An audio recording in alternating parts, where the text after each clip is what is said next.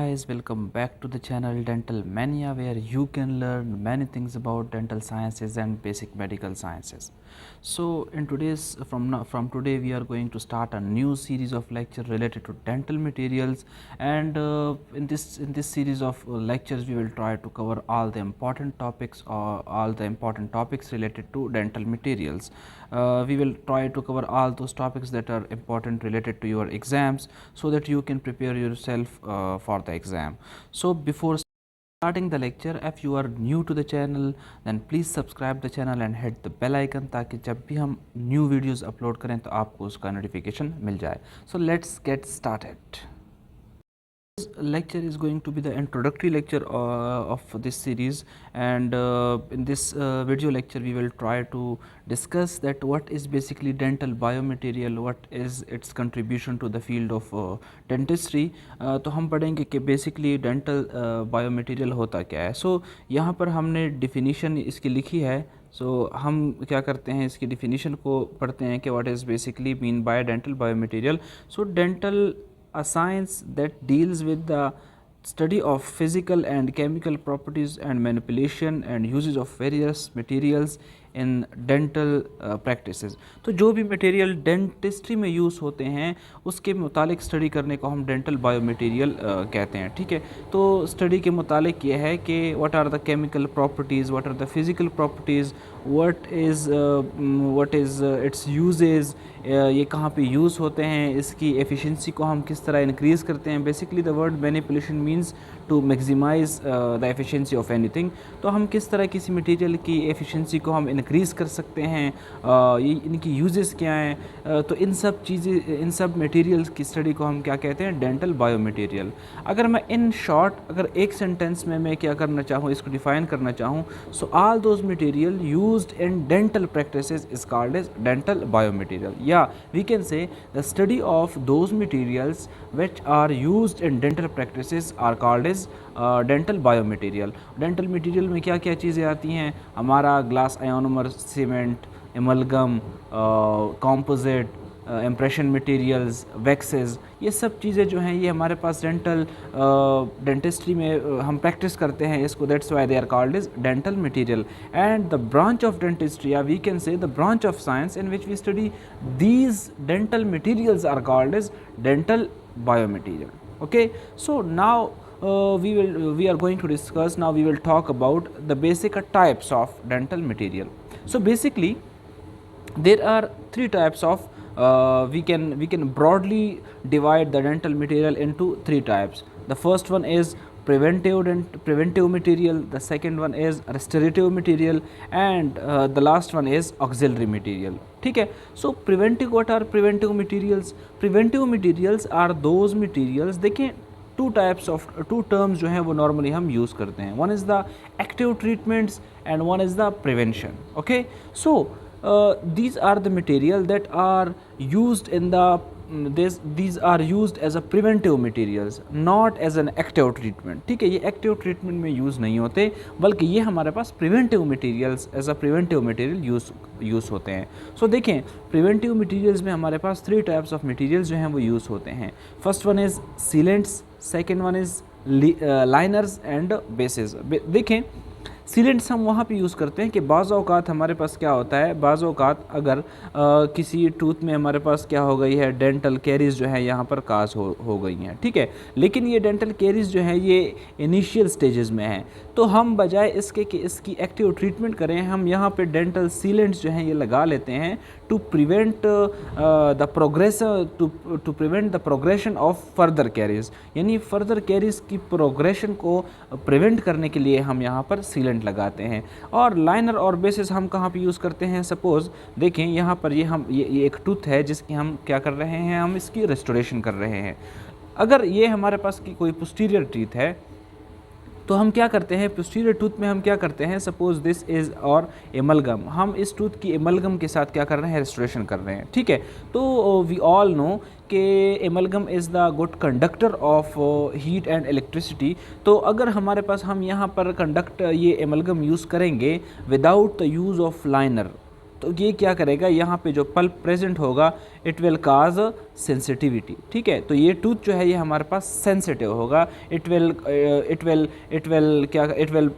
Show sensitivity, यहाँ पे sensitivity होगी। तो हम क्या करते हैं, with the help of different material like zinc oxide, eugenol और डिफरेंट अदर मटेरियल्स भी हैं, हम यहाँ पर क्या करते हैं, एक लाइनिंग लगा लेते हैं। जैसा कि मैंने इसमें येलो कलर से मैंने रिप्रेजेंट किया हुआ है, हम क्या करते हैं, एक लाइनिंग या बेसिंग लगा लेते हैं और उसके ऊपर हम क्या करते हैं, एमलगम की फिलिंग करते हैं।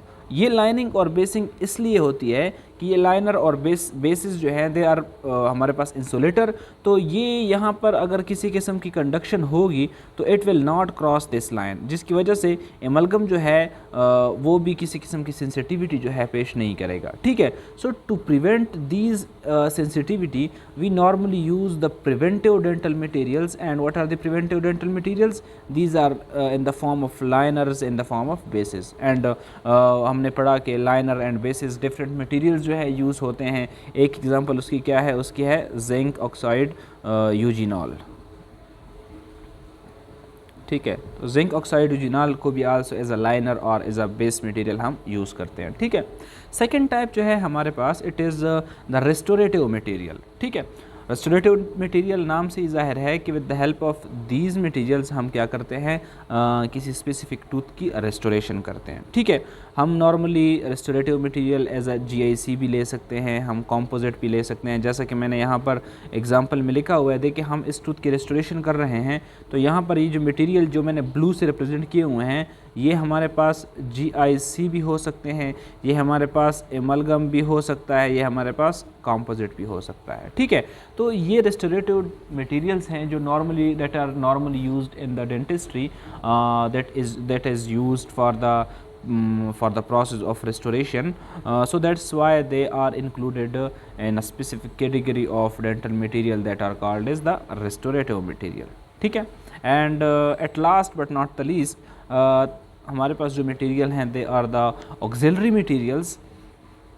ऑक्सिलरी मटेरियल्स में हमारे पास क्या क्या चीज़ें आ सकती हैं, इम्प्रेशन मटेरियल्स आ सकते हैं, वैक्सेस आ सकते हैं, कास्टिंग मटेरियल्स, प्लास्टर जो जिसे हम कहते हैं सॉफ्ट प्लास्टर, हार्ड प्लास्टर, ये सारी चीज़ें जो हैं इनको हम क्या करते हैं, इनको हम ऑक्सिलरी मटेरियल में इनको हम कंसिडर करते हैं, ठीक है। So these are the 3 basic types of dental materials, basically these are the broadly divided categories of dental material।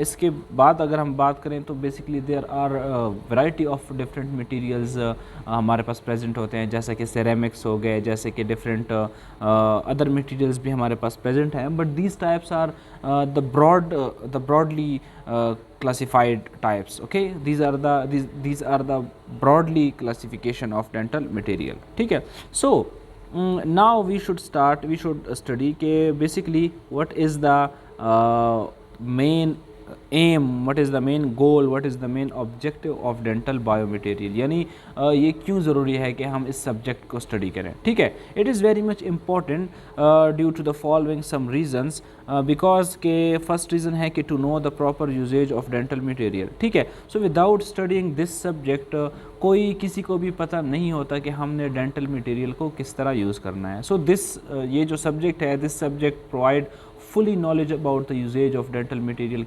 किस डेंटल मटेरियल को हमने किस जगह पे हमने यूज़ करना है, किस तरह यूज़ करना है, इसकी प्रॉपर्टीज़ क्या हैं, यानी it provides the overall knowledge about the specific dental material. So that's why it is very much important, ठीक है। And it is one of the main goal to provide the basic information about the dental material to the dentist and to the students, okay. So the next point is के to know the physical and chemical properties of dental material. This is very much important point, because the dental materials are used according to their physical properties, according to their chemical properties, ठीक है। जो भी हम material use करते हैं किसी specific treatment के लिए, हम उसकी फिजिकल प्रॉपर्टीज़, हम उसकी केमिकल प्रॉपर्टीज़ को सामने रखते हुए ही यूज़ करते हैं, ठीक है। किसी स्पेसिफिक ट्रीटमेंट के लिए किसी कोई स्पेसिफिक डेंटल मटेरियल ही यूज़ होता है। एंड वो स्पेसिफिसिटी किस बेस पर होती है? It is according to their physical properties and their chemical properties. So that's why physical and chemical properties are very much important, and to understand these physical and chemical properties of dental material, everyone should must study the science of biomaterial, the science of dental biomaterial। इस subject को पढ़ने के बाद ही हमें किसी proper dental material, किसी specific dental material के physical properties और केमिकल प्रॉपर्टीज़ के बारे में हमें पता चल सकता है। सो that's why this field is so much important, this subject is so much important. ठीक है, नेक्स्ट पॉइंट जो है हमारे पास, it is to know the proper manipulation of dental materials। okay, first of all, the word manipulation means to maximize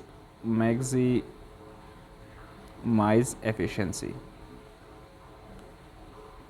ठीक है, हम किसी specific dental biomaterial की एफिशिएंसी को, उसकी क्वालिटी को किस तरह हम बेहतर बना सकते हैं, हम किस तरह उसमें इम्प्रूवमेंट ला सकते हैं। आफ्टर स्टडीइंग दिस सब्जेक्ट हम ये पॉसिबल है हमारे लिए कि हम एक स्पेसिफिक डेंटल मटेरियल को क्या कर सकते हैं, उसकी मैनिपुलेशन कर सकते हैं, उसकी एफिशिएंसी को हम इंक्रीज़ कर सकते हैं।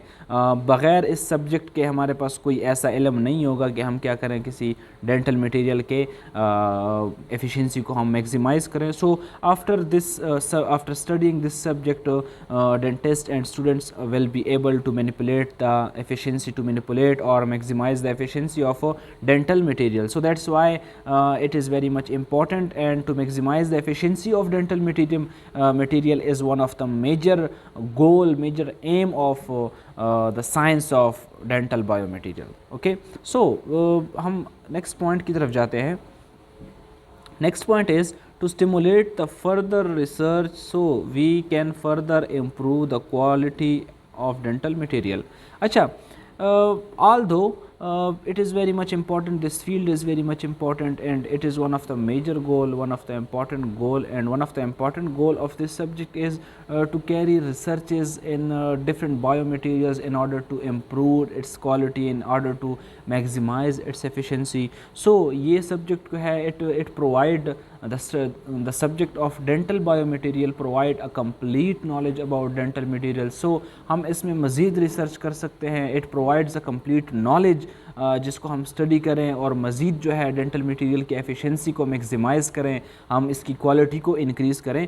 सो ये सब्जेक्ट जो है हमारे पास dental biomaterial, it provides a proper platform because it provide all the necessary informations related to the dental material। और इसको स्टडी करने के बाद ही हम क्या कर सकते हैं, इसकी डेंटल मटेरियल्स की डेंटल मटेरियल यानी जो डेंटिस्ट्री में यूज़ होते हैं, इनकी एफिशिएंसी को हम क्या कर सकते हैं, इंक्रीज़ कर सकते हैं। And after increasing its efficiency it would be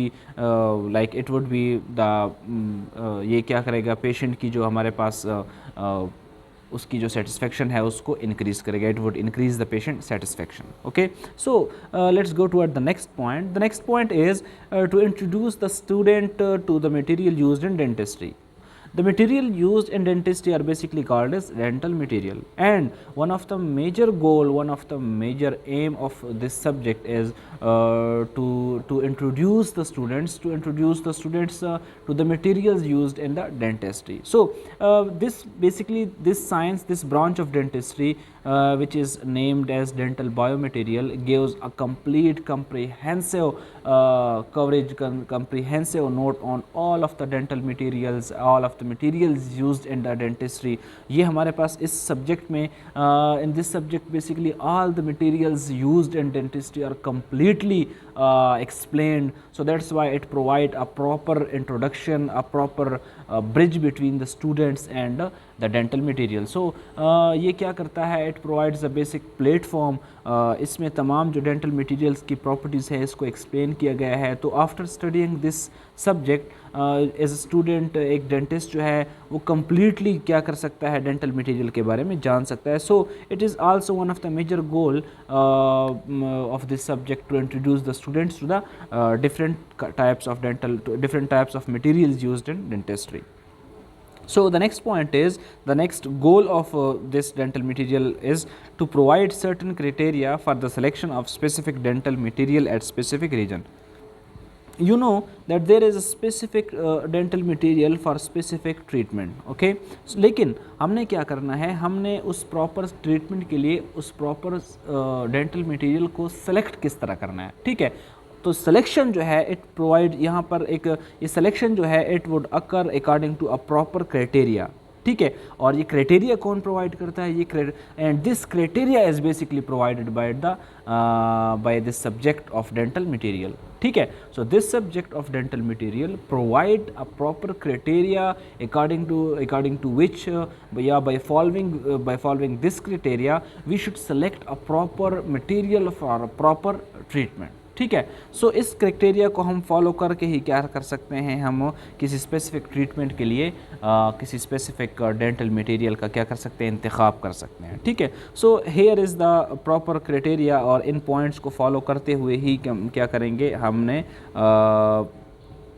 हमने क्या करना है, हमने किसी स्पेसिफिक डेंटल मटेरियल को सिलेक्ट करना है। So the first point is that analysis of the problem, ठीक है। तो किसी भी डेंटल मटेरियल को सिलेक्ट करने से पहले हमने प्रॉब्लम को एनालाइज करना है कि what is basically the problem, ठीक है। और उस प्रॉब्लम के मुताबिक ही हमने क्या करना है, ट्रीटमेंट प्लान बनाना है, और उस ट्रीटमेंट प्लान के मुताबिक ही हमने क्या करना है, डेंटल मटेरियल को सिलेक्ट करना है। So the first point is कि हमने we should analyze the treatment, we should analyze the problem, we should diagnose the problem, and after diagnosis हमें ये पता चलेगा कि what are the wrong things और व्हाट आर द रिक्वायरमेंट्स, ठीक है। After proper diagnosis and proper analysis we should know about the proper requirements of the problem, के क्या चीज़ें रिक्वायर्ड हैं जिसकी वजह से जो प्रॉब्लम काज हुई है वो ठीक हो सकती है, ठीक है। और उस रिक्वायरमेंट को हमारे पास जो अवेलेबल मटेरियल्स हैं और उनकी प्रॉपर्टीज़ हैं, हम उनको क्या करेंगे, कंपेयर करेंगे। क्या करेंगे हम थर्ड पॉइंट में ये करेंगे कि जो रिक्वायरमेंट्स हैं वो एक तरफ रिक्वायरमेंट्स को हम प्लेस कर देंगे, दूसरी तरफ जो अवेलेबल मटेरियल्स हैं उनकी प्रॉपर्टीज़ को हम क्या करेंगे, आपस में कंपैरिजन करेंगे। लेकिन अगर ये दोनों आपस में बैलेंस करते हैं, आपस में मैच करते हैं, तो इट मीन्स कि ये जो मटेरियल्स है ये हमारे पास ये प्रॉपर रिक्वायरमेंट में आता है, ठीक है। सो फिर इस मटेरियल के हम क्या करेंगे, सिलेक्शन करेंगे, ठीक है।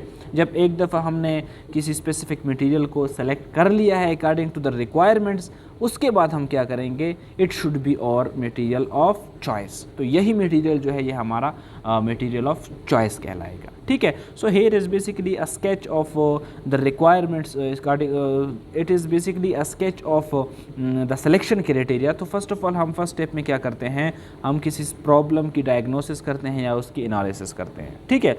फिर हम according to this diagnosis and analysis हम स्पेसिफिक रिक्वायरमेंट्स की लिस्ट तैयार करते हैं कि दीज आर द रिक्वायरमेंट्स, ठीक है। फिर उसके साथ हम इन रिक्वायरमेंट्स को इन अवेलेबल डेंटल मटेरियल के साथ क्या करते हैं, उनकी कंपैरिजन करते हैं, ठीक है। यहाँ पर हमने क्या किया, इन दोनों रिक्वायरमेंट्स और डेंटल मटेरियल की जो प्रॉपर्टीज़ थी हमने यहाँ पर उनको कंपेयर किया, ठीक है। अगर दोनों की रिक्वायरमेंट्स और प्रॉपर्टीज़ मैच करती हैं, ठीक है, अगर मैच करती हैं, so it should be the choice of material of choice. तो इस ऐसे मटेरियल के हम क्या करेंगे, हम उसकी सिलेक्शन करेंगे। अदरवाइज़ अगर ये आपस में प्रॉपर्टीज़ और रिक्वायरमेंट्स आपस में मैच नहीं करते तो हम किसी दूसरे मटेरियल की तरफ जाएंगे और दूसरी मटेरियल की प्रॉपर्टीज़ इन रिक्वायरमेंट्स के साथ मैच करेंगे। अगर वो मटेरियल यहाँ पर मैच होता है तो फिर उस मटेरियल को हम सेलेक्ट करेंगे और उस मटेरियल को हम कहेंगे, क्या करेंगे, उसको हम मटेरियल ऑफ चॉइस कह सकते हैं, ठीक है। तो इस बेस पर जो है हम क्या करते हैं, किसी स्पेसिफिक डेंटल मटेरियल को चूज़ करते हैं और फिर जो मटेरियल हमने चूज़ किया उसकी प्रॉपर रिव्यू करते हैं कि आइदर जो मटेरियल हमने यूज़ किया है वो इस स्पेसिफिक ट्रीटमेंट के लिए ठीक है या नहीं है, उसकी प्रॉपर रिव्यू करते हैं, ठीक है।